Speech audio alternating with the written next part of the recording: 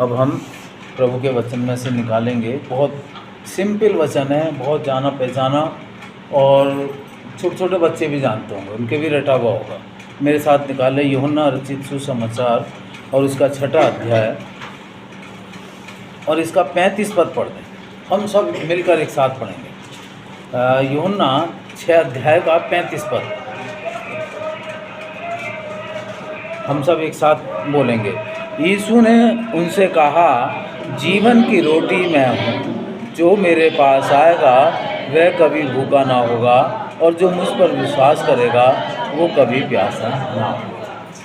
प्रभु इस वचन पर आशीष दे। बहुत सिंपल वचन है और बहुत छोटे छोटे बच्चे भी जानते हैं। बहुत सालों से हम इस वचन को सुनते आ रहे हैं, पढ़ते आ रहे हैं। प्रभु ने ये विश्वास की बात है, प्रभु ने लोगों से कहा कि जीवन की रोटी मैं हूँ। प्रभु यीशु मसीह जीवन की रोटी है। मनुष्य इस संसार में जो पैदा हुआ है वो क्या करता है? जो सांसारिक लोग हैं उनका कॉन्सेप्ट ये है कि भाई इस संसार में हमारा जन्म हुआ है, बस खाओ पियो, और कल किसने देखा, कल का कुछ नहीं है, खाओ पियो और एक दिन तो मर जाना है, एक दिन तो इस दुनिया को छोड़ के जाना है, इसलिए खाओ पियो मौज मस्ती करो। ये कॉन्सेप्ट प्रभु के लोगों का नहीं है। प्रभु ने बहुत सिंपल बातें समझाई हैं हमारे लिए, हमारे समझने के लिए है और हमारे उद्धार के लिए है। कि जब प्रभु यीशु ये कह रहा है कि जीवन की रोटी मैं हूँ, और जो मेरे पास आएगा वो कभी भूखा ना होगा, और जो मुझ पर विश्वास करेगा वो कभी प्यासा नहीं होगा। ये भूख और प्यास मनुष्य के अंदर एक स्वाभाविक है, एक शरीर में है, तो ये भूख भी लगती है और प्यास भी लगती है। और इस भूख को मिटाने के लिए मनुष्य पता नहीं क्या क्या करता है, सब काम करता है। कोई कुछ काम करता है, कोई कुछ काम करता है, कोई उल्टे सुलटे काम करेगा, कोई गलत काम करेगा, कोई सही काम करेगा, कुछ ईमानदारी से काम करेगा, कुछ बेईमानी से काम करेगा। तो ये सब किसके लिए करते हैं? पेट के लिए। और बस कोशिश ये करते हैं कि ज़्यादा से ज़्यादा हम पैसा कमाएं और उससे हम अच्छे अच्छे कपड़े पहने, अच्छी रोटी खाएं, और बस इससे अलावा कुछ नहीं। इस संसार में और है क्या?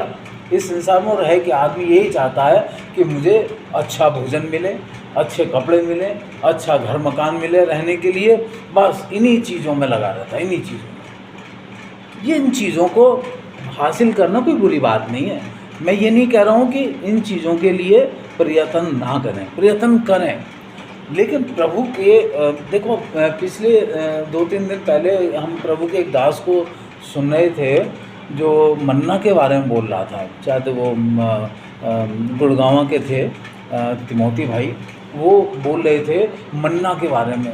प्रभु ने देखिए, जब बनी इस्राएल कौम 40 साल तक जब वो जंगल में घुमाता रहा, और जंगल में कुछ खाने के लिए होता नहीं, जंगल में तो पेड़ पौधे और बस जंगली जानवर ही होते हैं, कुछ भी नहीं होता। लेकिन प्रभु उनको 40 साल तक मन्ना खिलाता रहा। और ये कितनी अद्भुत बात है कि उन दिनों में वो लोग जो है कुड़कुड़ाते थे, उन्हें पता ही नहीं था कि ये है क्या चीज़, लेकिन स्वर्ग से वो खिलाता था, स्वर्ग से खिलाता था। और वहाँ पर हमने इस बात को भी हम पढ़ते भी हैं और हमने सुना भी है कि प्रभु ने आज्ञा दी थी लोगों को कि भाई तुम 6 दिन तक बटोरना, और 7वें दिन के लिए मत बटोरना। वो 6वें दिन 2 दिन के लिए बटोर लेना है। तो ये एक आज्ञा थी परमेश्वर की आज्ञा थी। लेकिन कुछ लोगों ने क्या करा, उस पर विश्वास नहीं किया। उन्होंने क्या है, दुगना बटोर लिया। तो वो अगले दिन खराब हो गया, सड़ गया, वो उसके अंदर बसान आ गई है। तो प्रभु इन बातों से प्रभु हमें क्या सिखाना चाहता है कि जो जीवन की रोटी है, जो जीवन के लिए ज़रूरी है, वो प्रभु अपने आप व्यवस्था करता है। एक व्यवस्था परमेश्वर ने अपने लोगों के लिए की कि वो 6 दिन तक मन्ना बरसाता रहा और लोग खाते रहे और कुड़कुड़ाते भी रहे। कुछ लोगों को पसंद आया, कुछ को नहीं आया। ऐसे ही होता है घर में परिवार में भी। जब कोई सब्जी बनती है ना, तो कोई बच्चा नखरे दिखाएगा, कोई बहुत बढ़िया बताएगा, कोई खराब बताएगा।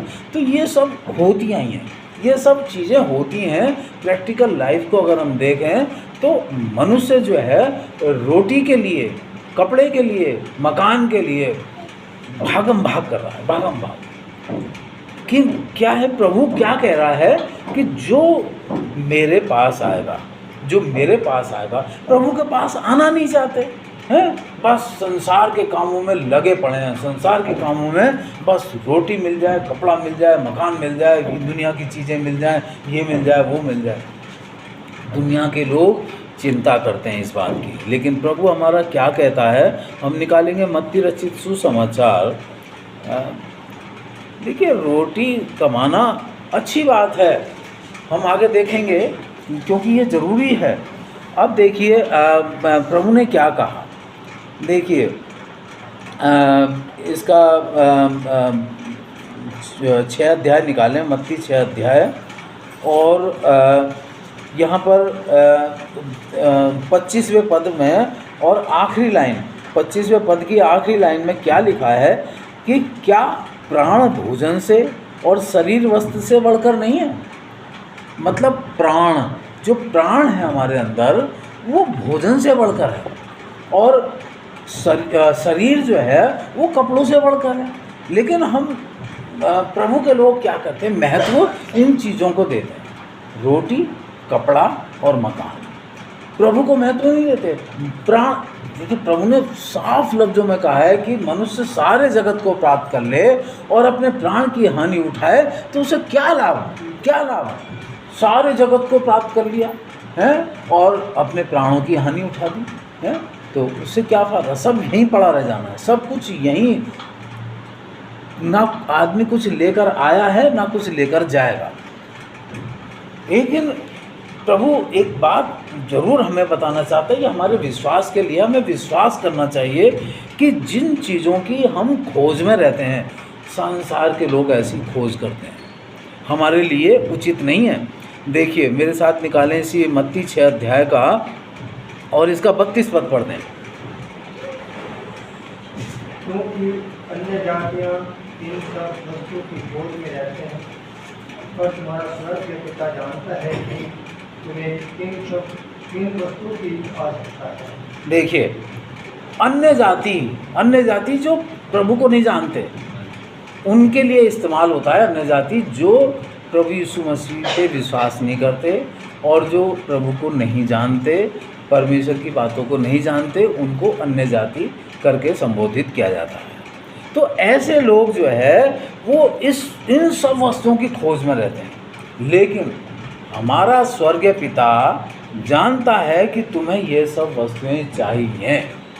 स्वर्गीय पिता जानता है। उन्होंने कहा आकाश के पक्षियों को देखो, ना वो बोते हैं ना काटते हैं, तो भी तुम्हारा स्वर्गीय पिता उन्हें खिलाता है।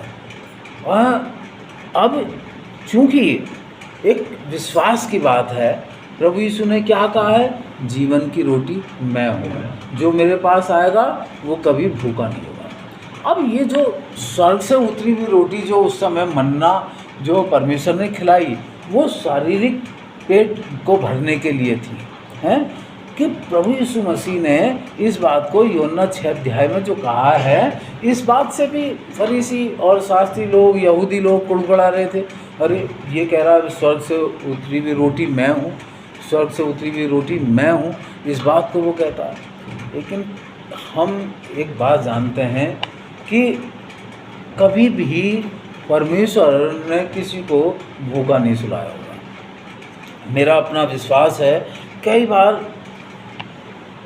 मैं एक बार भाई भक्त सिंह की गवाही पढ़ रहा था। भाई भक्त सिंह कह रहे थे कि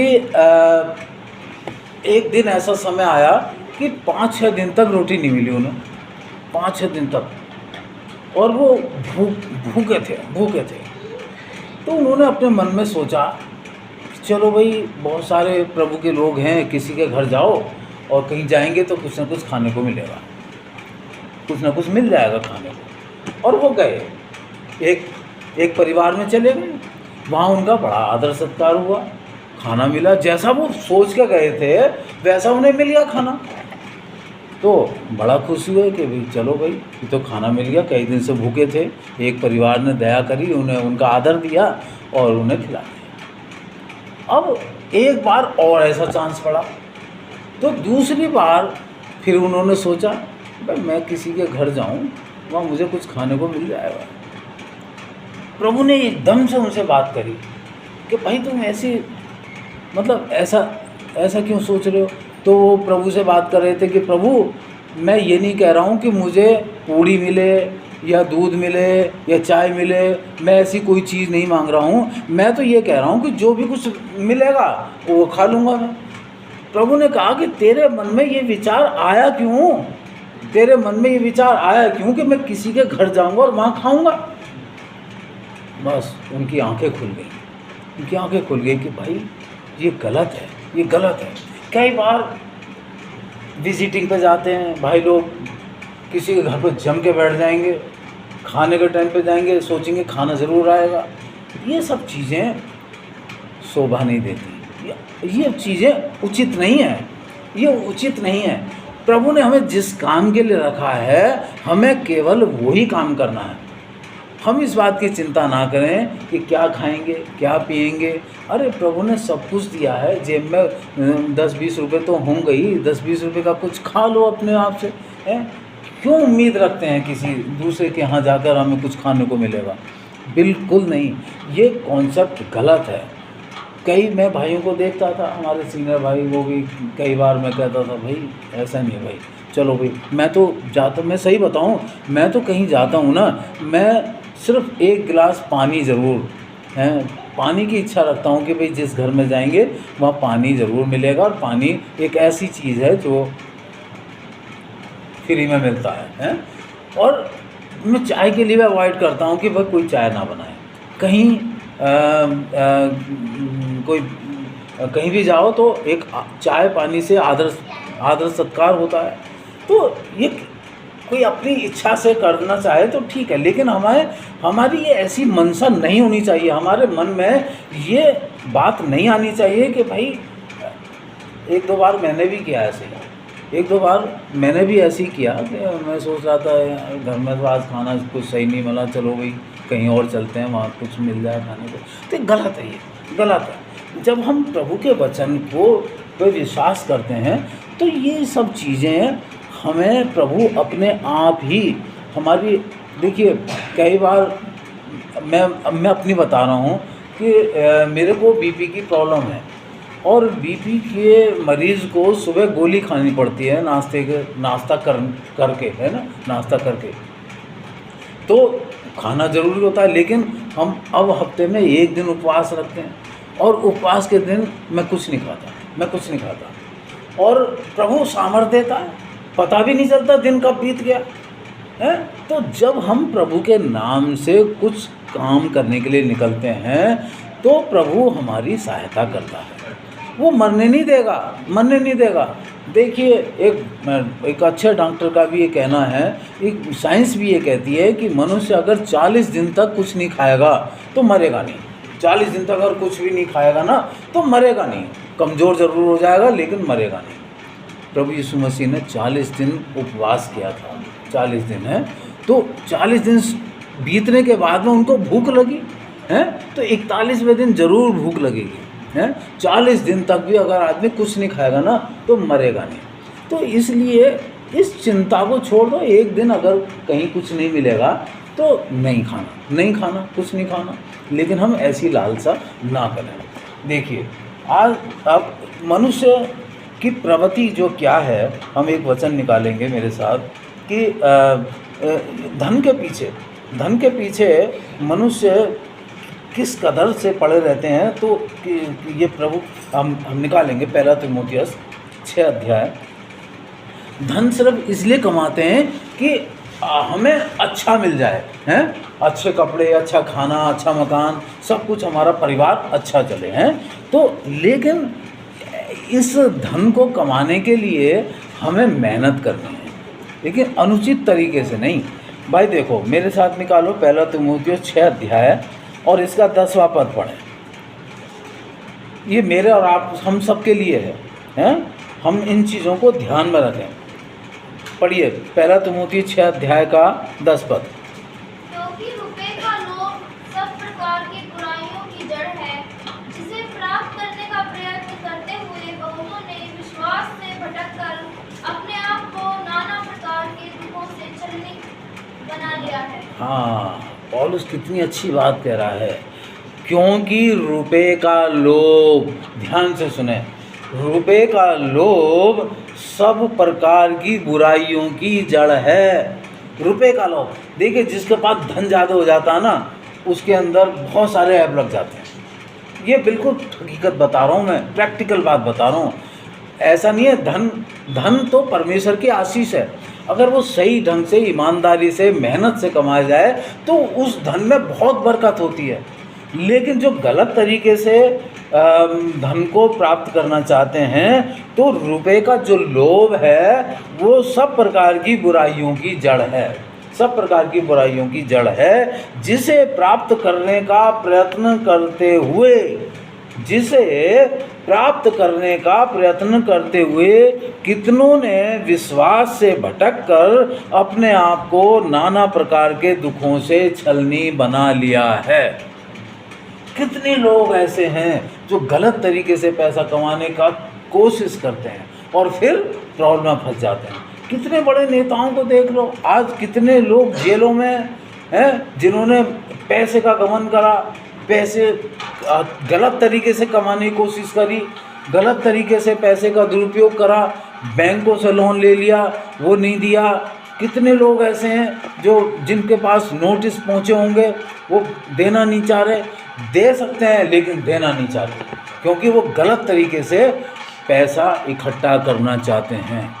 ऐसे ये अनुचित है, ये अनुचित है। प्रभु बहुत आशीष देता है, ऐसा नहीं है। मेरे पास भी बहुत सारी समस्याएं आई, लेकिन मैं अपने आप को, मैं प्रभु परमेश्वर का धन्यवाद देता हूँ। बहुत सारी मुसीबतें मैंने झेली हैं बचपन से लेकर और अब तक भी हैं। कई बार मेरे साथ भी ऐसे चांस आए कि मेरे पास खाने के लिए पैसे नहीं, कई बार ऐसे चांस आए पैसे हैं लेकिन खाने के लिए समय नहीं, कई बार ऐसे मौके आए कि खाना रखा लेकिन खा नहीं सकते। देखिए सबोपदेशक क्या कहता है। सबोपदेशक की एक पुस्तक पढ़ेंगे हम, मेरे साथ निकालें। सबोपदेशक 6 अध्याय पढ़ेंगे। मेरा समय होने जा रहा है, मैं जल्दी जल्दी ख़त्म करूँगा। सबोपदेशक 6 अध्याय का पहले पद से हम पढ़ते हैं, पहला और 2 पद, पहले और 2 पद को पढ़ते हैं। जोर से बहनों में से कोई पढ़े जोर से।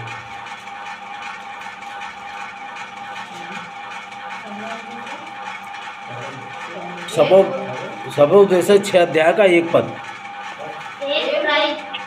हाँ जल्दी पढ़ो, जोर से पढ़ो। बुराई जो मैंने धरती पर देखी वह मनुष्यों को बहुत भारी लगती है।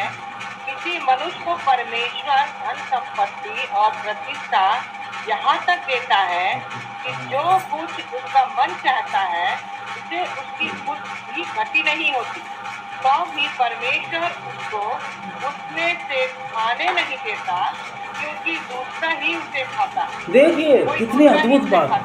हाँ थैंक यू बहन। ये प्रभु का वचन है। ये एक भयानक बात है, ये भयानक बात है कि धरती पर एक बहुत सारी बुराइयां हैं जो सबोपदेशक का लिखने वाला कह रहा है। सुलेमान ने देखा है, अनुभव है, और इन चीज़ों को हम खुद भी देख सकते हैं कि मनुष्यों को बहुत भारी लगती है ये सब बातें। किसी मनुष्य को परमेश्वर बहुत धन दे देता है, बहुत सारी संपत्ति प्रतिष्ठा दे दी, सब कुछ दे दिया, बहुत कुछ दे दिया उसके पास, और वो इस लायक है कि जो मन चाहे वो कर सकता है, लेकिन परमेश्वर उसको खाने नहीं देता है। तो भी परमेश्वर उसको उसमें से खाने नहीं देता, कोई दूसरा ही उसे खाता है। क्या फ़ायदा ऐसी धन संपत्ति से, हैं? क्या फ़ायदा ऐसी धन संपत्ति से, ऐसे धन इकट्ठा करने से, बेईमानी से धन इकट्ठा करने से क्या फ़ायदा, क्या फ़ायदा। बहुत ही व्यर्थ और भयानक दुख है, बहुत ही भयानक दुख है। हमें सम्मान के साथ ज़िंदगी जीने के लिए प्रभु कहता है और प्रभु आदर देता है। हम प्रभु पर भरोसा रखें, प्रभु की बातों पर भरोसा रखें और वो जीवन की रोटी है, उस रोटी को हम खाएं, प्रभु यीशु मसीह को हम खाएं, प्रभु यीशु मसीह को हम पहने हैं, हम उसे कपड़े की तरह पहने प्रभु यीशु मसीह को, हम प्रभु यीशु मसीह को रोटी की तरह खाएं, उसके वचन को खाएं, तो प्रभु कभी कमी नहीं होने देगा, कभी कमी नहीं होने देगा। एक बार मैं बता रहा था, जब मैं अमरोहा में था, मेरे पास खाने के लिए भी बहुत परेशानी हो गई थी। मैं छोटी सी गवाही दे रहा हूँ मैं अपने जीवन की। और मेरे हाथ में फ्रैक्चर हो गया था और मैं 20-22 दिन के लिए मैं घर आ गया।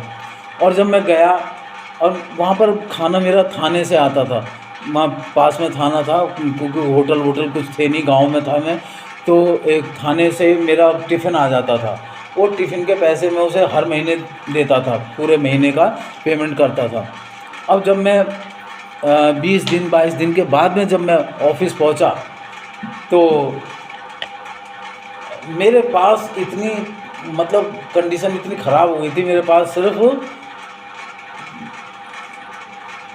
21 रुपये का टिकट था और मेरे पास 20-22 रुपये थे, बस 1 रुपया बचा था मेरे पास। टिकट ले लिया था मैंने वहाँ से जहाँ मैं रहता था अमरोहा, और अपने ऑफिस तक जाने का 21 रुपये का टिकट था।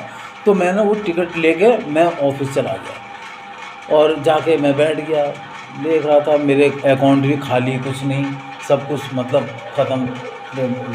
बीमारी में लग गया, हाथ में फ्रैक्चर था, इसमें लग गया, तो मेरी कंडीशन बहुत ख़राब हो गई। अब मैंने अपने बेटे को फ़ोन करा, मैं जब ऑफिस में पहुंचा तो थाने वालों ने खाना नहीं भेजा मेरा। कहने लगे जी पूरे महीने का पेमेंट दो, जब खाना आएगा।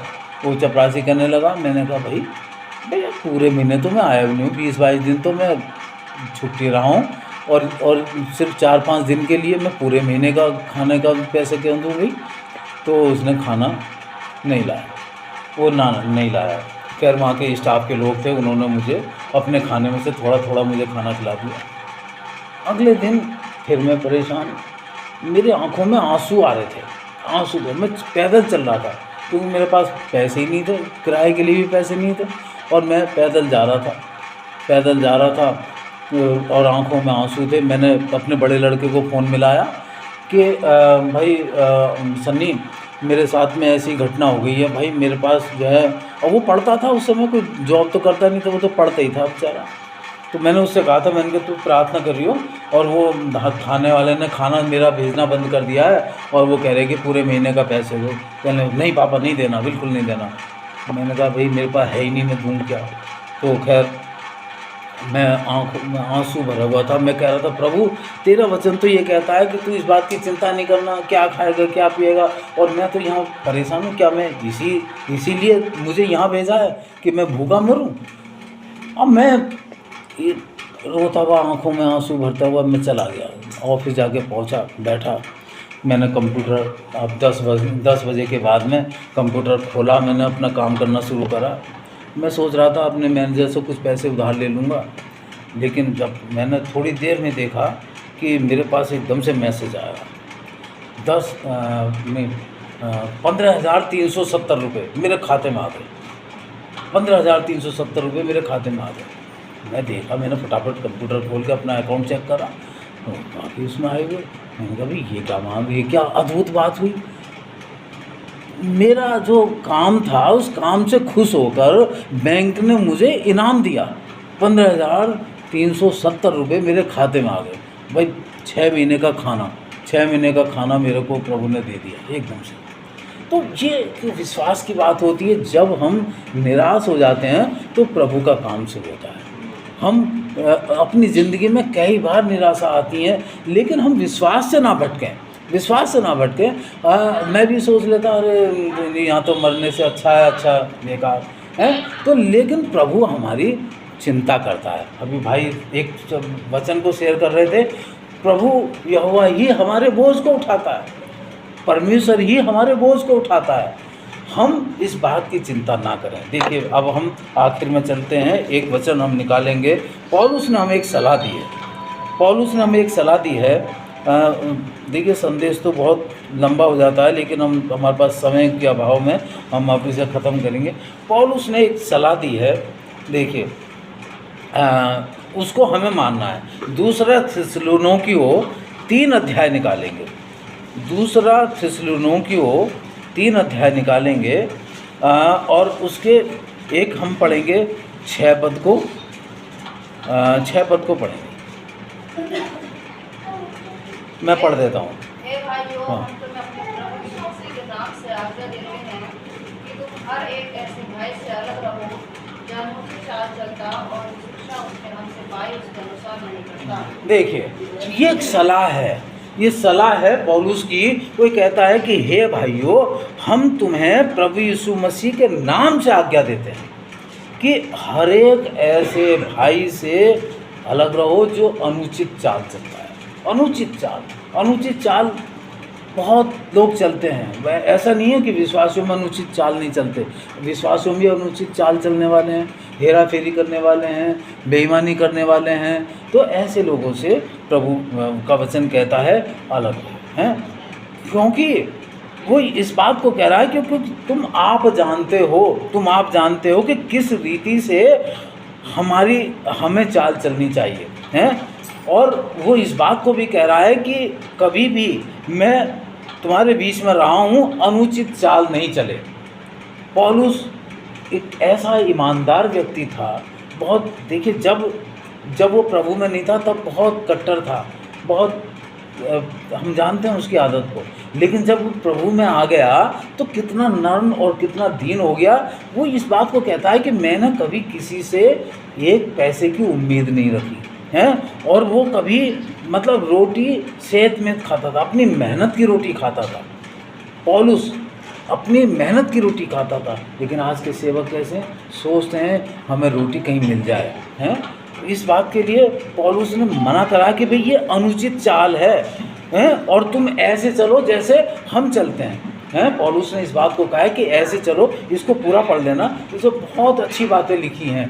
ये एक सलाह है, हमें अनुचित चाल नहीं चलनी, हमें अनुचित लोगों से, जो अनुचित चाल चल रहे हैं ऐसे लोगों से अलग रहना है। हमें किसी चीज़ का लालच नहीं करना, ना किसी की रोटी का लालच करना, ना किसी के कपड़े का लालच करना, ना किसी की, बस ये 10 आज्ञाओं में से एक है, तुम लालच ना करना है। किसी के घर मकान की, किसी की पत्नी की, किसी की, मतलब बहुत सारी चीज़ें हैं लालच की चीज़ें बहुत सारी चीज़ें हैं। हमें किसी तरह का कोई लालच नहीं करना। और देखो इसका 12 पद और पढ़ दो, 12 पद। ऐसों को हम प्रभु यीशु मसीह में आज्ञा देते और समझाते हैं कि चुपचाप काम करके अपने की रोटी खाया करें। हाँ, ऐसे लोगों को पौलुस सलाह दे रहा है, समझा रहा है, मसीह यीशु में आज्ञा दे रहा है कि चुपचाप काम करके अपनी ही रोटी खाया करें। चुपचाप काम करके अपनी रोटी खाया करें, ये आज्ञा है। हमें अपनी मेहनत की रोटी हमें खुद खानी है और प्रभु मदद करेगा। ऐसा हम करके तो देखें, ऐसा करके देखें। तो प्रभु आज के वचन पर आशीष दे। आइए अब मेज़ में जाएंगे और